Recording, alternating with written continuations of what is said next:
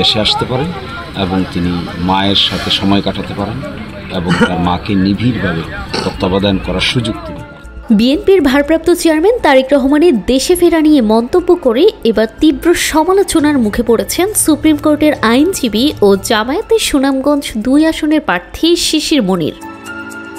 অসুস্থ মাকে দেখতে না আসায় তারেক রহমানকে উদ্দেশ্য করে ফেসবুকে তিনি লেখেন, আমি যদি তারেক রহমান সাহেবের জায়গায় থাকতাম কোনো কিছু তোয়াক্কা না করে অনেক আগেই মায়ের কাছে চলে আসতাম। এই মন্তব্যের পরই সোশ্যাল মিডিয়ায় শুরু হয় সমালোচনার ঝড়।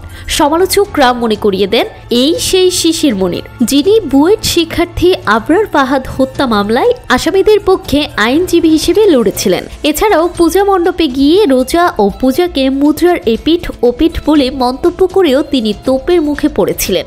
একই মুদ্রার এপার এবং ওপার, এটাই হলো একদিকে রোজা আরেকদিকে হলো পূজা। জাপানি নির্বাসিত সাংবাদিক খোমিনি ইহসান কটাক্ষ করে বলেন, হাসিনার 15 বছরে ফেসবুকে একটি সাহসী স্ট্যাটাসও লিখেননি শিশির মনির। জুলাই বিপ্লবের সময়ও ছিলেন নীরব, কিন্তু 5 আগস্টের পর হঠাৎ বিপ্লবী সেজে তারেক রহমানের জায়গায় নিজেকে কল্পনা করছেন। জাতীয়তাবাদী আইনজীবী ফোরামের নেতারাও প্রশ্ন তুলেছেন, বিগত ফ্যাসিস্ট আমলে তিনি যখন নীরব ছিলেন তখন এই সাহস কোথায় ছিল? তুমুল সমালোচনার মুখে শিশির মনির তার স্ট্যাটাসটি মুছে ফেললেও বিতর্ক থামছে না।